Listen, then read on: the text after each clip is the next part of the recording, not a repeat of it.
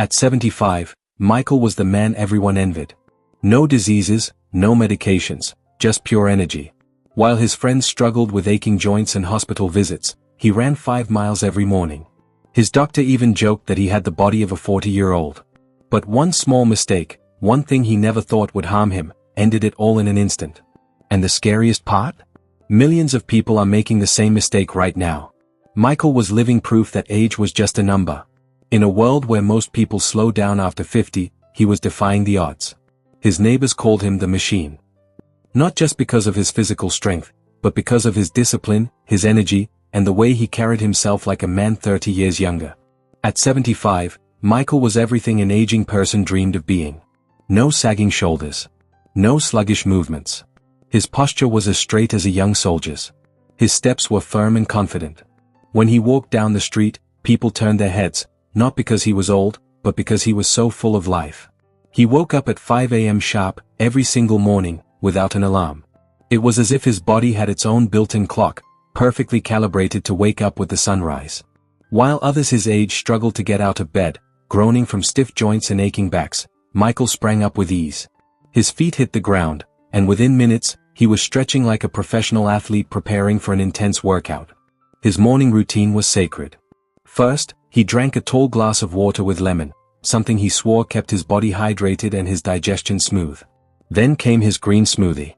It wasn't just any smoothie, it was packed with spinach, kale, ginger, flax seeds, and a handful of blueberries. Michael believed that food was medicine, and he treated his body like a temple. No processed junk, no added sugar, and absolutely no fast food. After finishing his smoothie, he laced up his running shoes and headed out for his morning jog. Rain or shine, he never missed a day. He ran through the neighborhood, his breathing steady, his heart strong. Younger runners often passed him, but he never cared about speed, he cared about consistency. And that's what kept him in peak condition. His neighbors admired him. Some envied him. "Michael, you put us all to shame," a woman in her 50s once called out as he jogged past. He just laughed. "The secret is to keep moving," he said. "If you stop, that's when the problems start." Even his grandson, Jake, a 12-year-old full of energy, struggled to keep up with him. When they played soccer in the backyard, Michael outmaneuvered him with ease. "Grandpa, how are you so fast?" Jake asked, panting, hands on his knees. Michael just grinned. "It's not about speed, buddy. It's about staying in the game." People constantly asked him, "Michael, what's your secret?" It was the number one question he heard everywhere, at the grocery store, at family gatherings, even from strangers who saw him running. And he always gave the same answer: just take care of your body, and it will take care of you. But what Michael didn't realize was that something inside him was quietly changing. A hidden enemy was growing, undetected. And when it finally struck, there was no way back.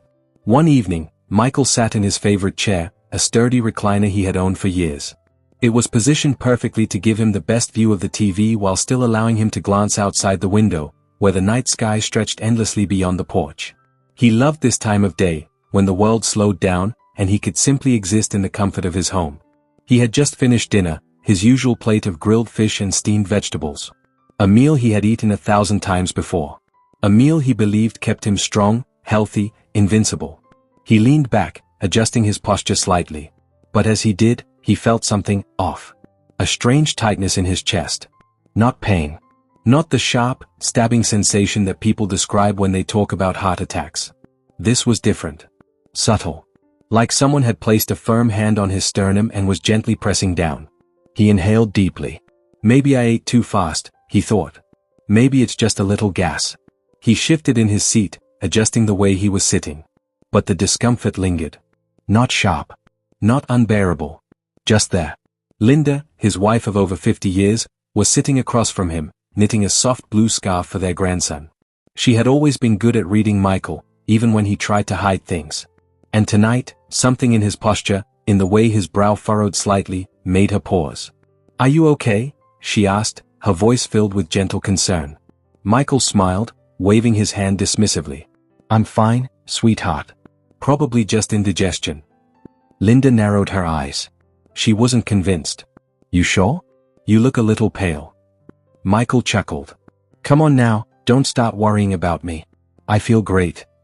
But something was different this time. The tightness didn't go away. It spread.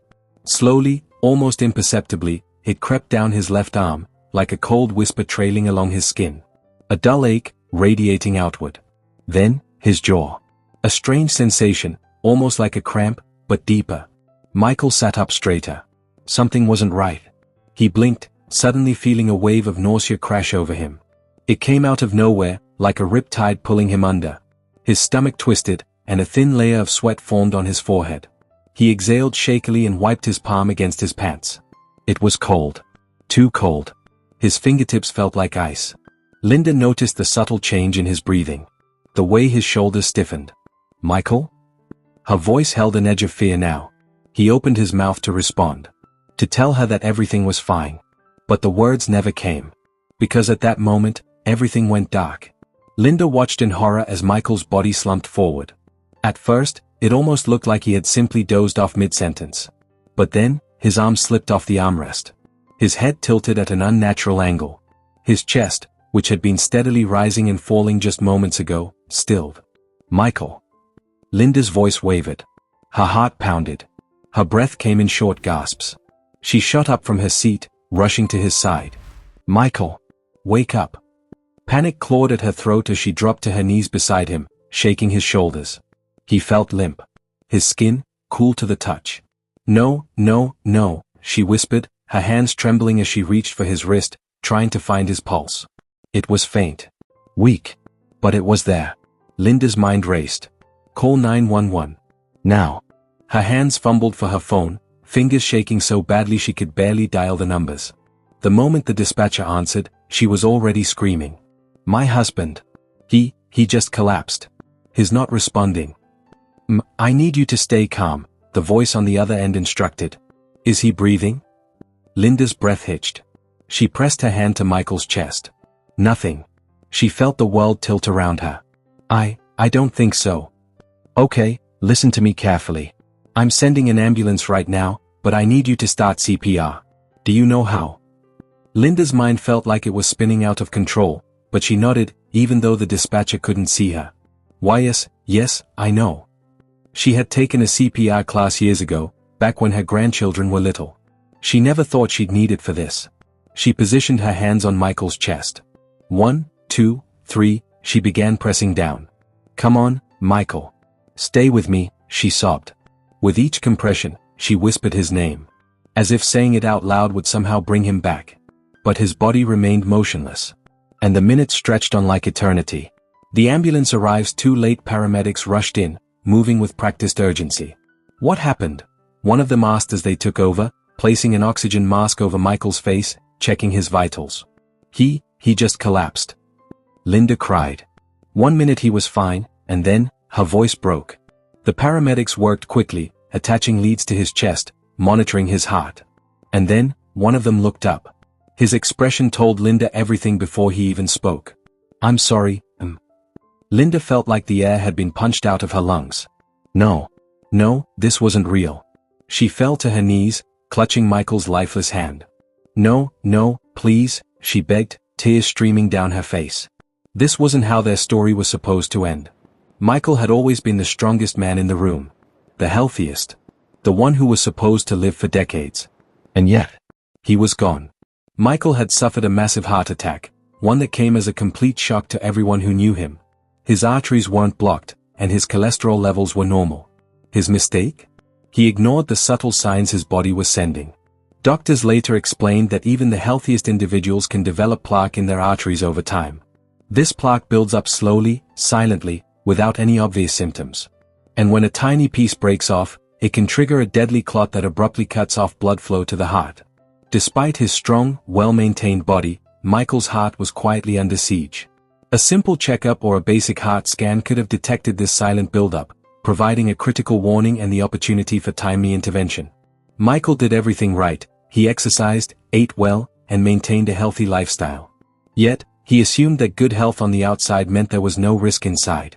So here's the truth, Michael's story isn't just about him. It's about millions of people who think that feeling good means they are safe. That just because they are fit, they don't need checkups.